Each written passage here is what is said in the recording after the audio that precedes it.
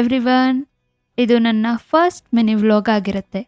Sunday ಮನೆಯವರೆಲ್ಲ ಎದ್ಮೇಲೆ ಸಡನ್ನಾಗಿ plan ಮಾಡಿದ್ರು ಹೊರಗಡೆ ಹೋಗೋಣ ಅಂತ. ಹೊರಡೋಕ್ಕೂ ಮುಂಚೆ ಸ್ನಾನ ಮಾಡಿ ಹೂ ಎಲ್ಲ ಬಿಡಿಸ್ಕೊಂಡು ಬಂದು ಪೂಜೆ ಮಾಡಿ ತಿಂಡಿ ಎಲ್ಲ ಮುಗಿಸಿ ಎಲ್ಲರೂ ರೆಡಿಯಾದ್ವಿ. ಎಲ್ಲರೂ ರೆಡಿಯಾಗಿ ಹೊರಡೋ ಅಷ್ಟರಲ್ಲಿ 11 ಗಂಟೆ ಆಗಿತ್ತು. ನಾವಿವತ್ತು ಗೌಡನಗೆರೆ ಚಾಮುಂಡೇಶ್ವರಿ ದೇವಸ್ಥಾನಕ್ಕೆ ಹೊರಟಿದ್ದೀವಿ.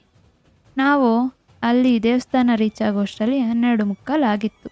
ಅದಾದಮೇಲೆ ಪೂಜೆ ಸಾಮಾನು ತೊಗೊಂಡು ದೇವ್ರ ದರ್ಶನಕ್ಕೆ ಹೊರಟ್ವಿ. ದರ್ಶನ ಮುಗಿಸ್ಕೊಂಡು ಬರೋ ಅಷ್ಟರಲ್ಲಿ 3 ಗಂಟೆ ಆಗಿತ್ತು.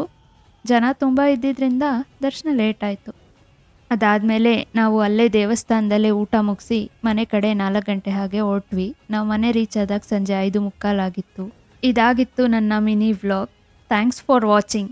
ನಿಮಗೆ ಈ ವಿಡಿಯೋ ಇಷ್ಟ ಆಗಿದ್ದರೆ ಪ್ಲೀಸ್ ಲೈಕ್ ಮಾಡಿ, ಶೇರ್ ಮಾಡಿ ಹಾಗೂ ಸಬ್ಸ್ಕ್ರೈಬ್ ಮಾಡಿ ನನ್ನನ್ನು ಸಪೋರ್ಟ್ ಮಾಡಿ ಅಂತ ಕೇಳ್ಕೊತೀನಿ.